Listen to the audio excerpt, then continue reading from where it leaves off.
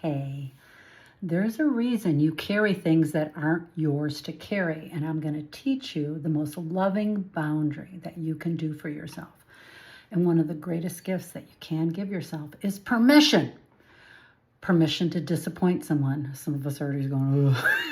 Permission to say no without an explanation. Permission to stop explaining. Permission to stop carrying responsibilities that were never yours. And statistically and in research, women do this a lot more than men. We hear a lot about boundaries, right? Boundaries are not walls. They're not punishment. You're not trying to control someone. Healthy boundaries answer one question, and it's a very good question. What belongs to me and what belongs to someone else? That is an exquisite inquiry. The reason boundaries feel so difficult isn't because there's something wrong with us or we got all these things going on. That isn't the reason. It's because our brains are wired for connection. Our brains are wired for it. And there's a lot of research that looks at social rejection activates pain in our brain, the pain regions in our brain. That is scientifically proven, and that's what happens. So think about it. Disappointing someone isn't just uncomfortable to your brain. It feels like a threat. Disappointing someone feels like a threat. So you're upscaling your emotional intelligence. You're upscaling your critical thinking to shift out of that. A lot of us didn't learn that as kids. We didn't learn how to self-regulate or how to allow feelings to be there and move through them. That's why so many of us struggle now in our adult years.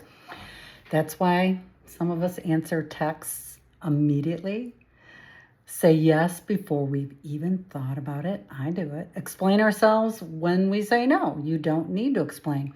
Stay in conversations long after we're ready to leave. Have you done that one? Me, absolutely. Take responsibilities for problems that don't belong to us. That's what we do. Or we spend hours replaying a conversation because someone seemed upset. We don't know for sure, but we think they might have been upset, so we replay the conversation. I know you're raising your hand. But here's what we're misunderstanding. Healthy relationships don't require the absence of disappointment. I play the game that I'm going to disappoint my husband 3 times a day. Because that's life, man. We disappoint each other. It requires honesty. And one of my favorite lines is this. Allowing people, I wrote it out, allowing people to be disappointed in me, that is a flex. Allowing people to be disappointed in me. Can I be with that? Yeah, I can, right? For many of us, that's one of the hardest boundaries we'll ever learn. Research shows that nearly 80% of us struggle saying no. Yeah, okay. In at least some situations, especially with family and friends and people at work. Why? Because saying no feels like we're risking the relationship, and we don't want to risk it. We don't want to be emotionally abandoned, especially if we're not solid at being there for ourselves and grounded for ourselves. So we say yes, even when we don't want to, when we're exhausted, when it costs us being peaceful. And eventually we're the ones paying the price because the resentment builds, the overwhelm builds. Here's another fascinating finding. Studies consistently show that people who struggle with people-pleasing, experience significantly higher levels of stress, anxiety, and emotional exhaustion than people who are comfortable setting boundaries. And I say the word comfortable loosely because I'm not always comfortable setting a boundary. I'm taking a risk. I'm feeling uncomfortable, and I can be with that discomfort. That is a high skill set. What we're really doing is we're trying to avoid discomfort for ourselves, and someone is always going to be uncomfortable. The question becomes, will it be them or will it always be you? One of the healthiest boundaries I've ever learned is that not every problem belongs to me. I can carry the world on my shoulders, can't you, right? That doesn't mean you're not caring. It doesn't mean you stop carrying stuff or responsibility with stuff. Those are two very different things. Think about how often we try to fix emotions that belong to someone else when actually it's the worst thing you can do, because when someone's activated or emotional, trying to ingest or insert logic never works. We keep doing it. We haven't learned that lesson, right? Being quiet, listening, how can I help? Those are the things we want to say. Someone's disappointed, they're frustrated, someone doesn't agree with our decision, someone misunderstands us, and immediately we rush in to explain, defend ourselves, even apologize when there isn't something for us to apologize. And we work really hard to make them feel better. But here's the question, okay? Who decided that someone else's emotions became your responsibility? Let me say that again. I typed this one out. Who decided that someone else's emotions became your responsibility? Sometimes it's the greatest act of love is allowing another person to have their own experience, especially our kids and our grandkids. Because when they're like 7 to 11, that's when they're learning how to regulate. And when they're upset, one of the kindest things you can do is, I see you're really upset. I'm here. Not the stuff I grew up with. Quick, you're crying. I'll give you something to cry about. My generation, I'm 62. My generation grew up with that. You don't see that so much anymore, and it still comes through. And it's one of the worst things you can say to a kid that's upset. They just want to be comforted. Is allowing someone else to have their own experience without making it your responsibility. Okay, something else that stood out for me is not always explaining myself when I say no. This one's hard.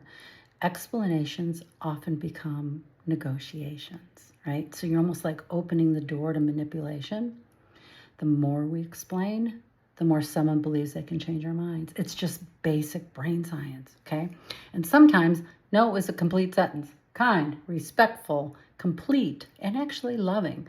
Then there's this one, and this is one I really love. Letting silence exist. Wow. When I'm in corporate training, we play with silence a lot, especially when you're negotiating your salary.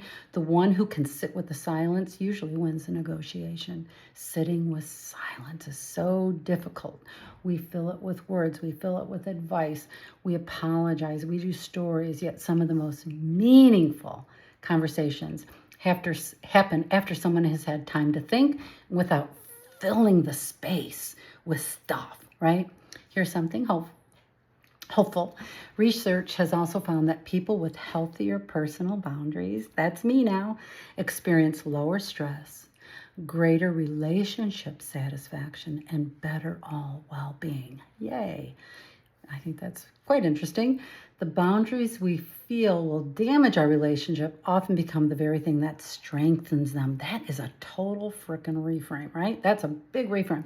Healthy boundaries aren't about keeping people out.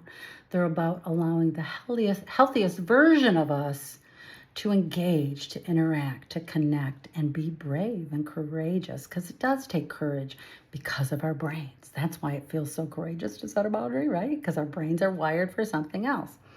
So I'm going to give you a couple things to practice this week. Before saying yes to any request, pause. Instead of answering immediately, simply say, oh, let me recheck my schedule. Maybe you already know what your schedule looks like. This is giving your brain a chance to reset and really decide if this is something you actually want to take on. Here's another one. The next time someone is disappointed with you, resist the urge to explain. Be kind. Be respectful. But remember, their disappointment isn't automatically your responsibility. My husband uses the disappointment word a lot. I've gotten good at it. I'm so disappointed that you won't go with me to blah, blah, blah. My answer, yeah, I get it. I get it. That's what I frickin' say. I might be raging inside or all activated. And even when I say those words, I really calm down. Got it? Okay. Third. When you begin carrying someone else's emotions, and you know when you're doing it, or raise your awareness in the prefrontal cortex of your brain, kind of like when you're buying a car, you see the car everywhere before you buy it. Raise your awareness about carrying someone else's emotions.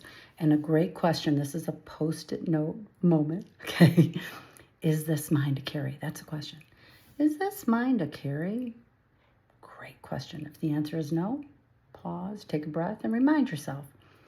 I care without carrying other people's stuff. I care without carrying the burden of other people's emotions. Yeah. Say that. Okay. You can love someone without rescuing them. You can support them without solving everything for them. You can be compassionate without sacrificing yourself, your well-being, your peace, your mental health, right? I'm going to leave you with one final thought, and that's in the realm of forgiveness. Forgiveness isn't just something we offer other people. You'll start seeing a lot of forgiveness posts because that's one of our wheelhouses. Upgrading our conversations around forgiveness because we got it wrong, right? We really did. Forgiveness is something we offer ourselves. You've heard this before. So how about in this context? Here it is. I forgive myself for believing I had to keep everyone happy. I forgive myself for carrying burdens that were never mine. I forgive myself for believing boundaries meant I loved people less. The truth is, healthy boundaries don't push people away. They allow us to show up authentically and with honesty, with more energy, more love, more compassion. Maybe not initially until you start getting really good at it, right? Once we stop trying to manage everyone else's emotions, we finally have the freedom to take responsibility for our own. And that's the unconscious hidden stuff. We focus on other people because it stops us from having to go internally and maybe face our anger or our grief or our own disappointment. It's so much easier to focus on other people when you have these things going on. Does that make sense? I'm sure it does. And I think that one of our most precious gifts we can give ourselves and the people we love is to forgive ourselves for not being perfect and learning how to do this in a powerful, powerful way. Okay, I'm cheering you on. Okay, see you soon.